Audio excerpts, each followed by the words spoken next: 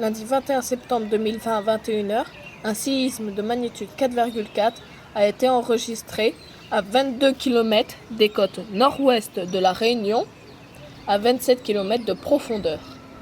Comme un caillou jeté dans l'eau qui génère des ondes, ici des ondes sismiques, l'intensité la plus forte ressentie à Saint-Denis et l'intensité la moins forte a été ressentie à Saint-Philippe.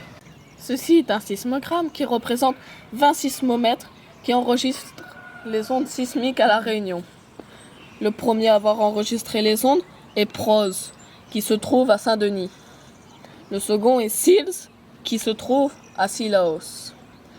Et ensuite, nous avons Borz, qui se trouve à Bory. Tout ça en quelques millisecondes.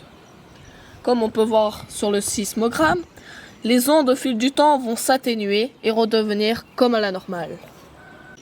Exemple de propagation des ondes sismiques par une communication téléphonique. Toulou toutou. Attendez, on m'appelle. Allô? Allô Boudou, Moussa Lilé. Moi, Léa Saint-Denis. Vous l'avez senti le point de secousse? Non, pas tout de suite. Mon nom c'est Joseph.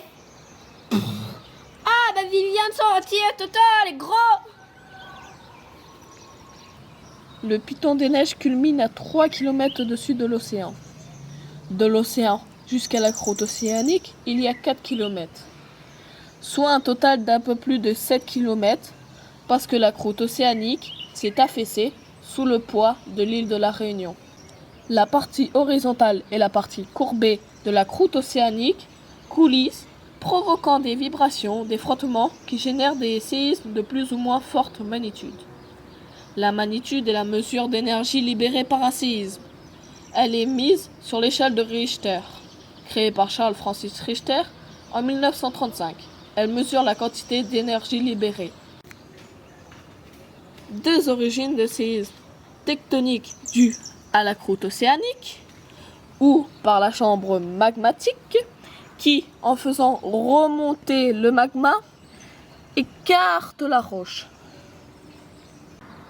Il ne faut pas confondre l'épicentre et l'hypocentre, qui est le foyer du séisme dans la croûte océanique, contrairement à l'épicentre, dont les ondes touchent en première la surface de l'océan.